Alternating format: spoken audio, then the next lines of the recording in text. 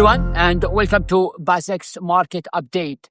UK economy grew by 0.3% in quarter two.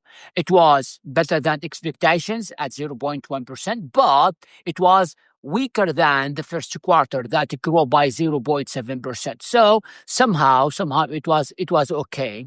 At least there's no any recession in the UK right now. And manufacturing production, industrial production, both improved in the UK in the last month as well. So that's why we have seen that GBP increased in last week, or by almost 1% in a week, trading at 1.3575 today. Yesterday, you have sent a very good trade in the GBP USD, and it was hit the target. We bought GBP, and the target was 1.358. So it was a good trade as well. Today on Thursday, as you may know, there will be at 4:30 Dubai time the weekly initial jobs claims from America. Another important data for today. Why? Because the job market remains a very important macroeconomic for the Federal Reserve to decide for the next rate cut, or no, let's say in September. And we have seen that there's a lot of dialogue, and there's a lot of, let's say, a clash somehow between the Federal Reserve and the White House. And now we started to see that there are members of the Federal Reserve who want to cut the rates, and there are members who don't want to cut the rates. So this kind of let's say chaos somehow, or this kind of like political pressure from the White House is not what the market is looking for. But anyway, we have not seen any bad effect in the market as U.S. stock indices actually increased and again kept increasing to new record high in S&P and Dow Jones and even in Nasdaq. So it seems that the markets have ignored the political risks for now. For tomorrow, we're going to have a very important news from both America and China. We have retail sales from China and we have retail sales from America. And why it matters? Simply because US economy is purely relying on US consumption. The US consumers who stand for 70% of the GDP in America. So retail sales matters to the Federal Reserve and matters for the policymakers in the White House as well. Because if we have seen that the retail sales in America fall, then this is not good. This is not good for the White House, and it will increase the pressure on the Federal Reserve to cut the rates as well.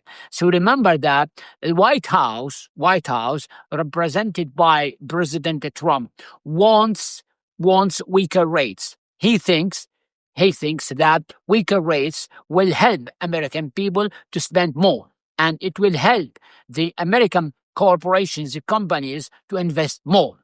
But the Federal Reserve did not see the same scenario. I mean, they have different view. They are still thinking that the inflation in America remains very high, and it is still above the target of Federal Reserve. Federal Reserve, by the way, has a target of inflation at 2%. The inflation in America now is higher than 2%. It's almost 3% core inflation, which means that the target of inflation in America has not yet done. And we don't know exactly when the Federal Reserve will realize that the target of 2% could not be or might not be happen and might not be executed. You know, there's a very big question in the market right now. Does the Federal Reserve target of inflation really matter? I mean, does it really matter for the markets right now?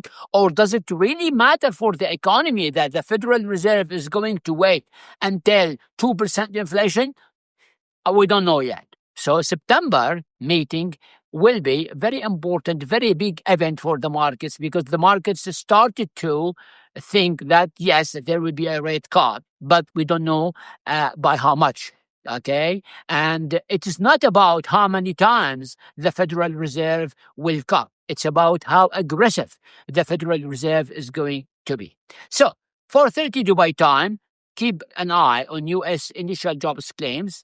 For gold, almost down by 1.4% in a week, trading at 3,340 right now, but still above more than, still high and up by more than 26-27% in 2025. Amazing, exceptional revenue or increase in gold in 2025. Silver at $38 per ounce as well. So again, by the way, silver outperformed the gold in 2025. Silver increased by more than 31% in 2025. Okay, so both precious metals are really doing very well in 2025.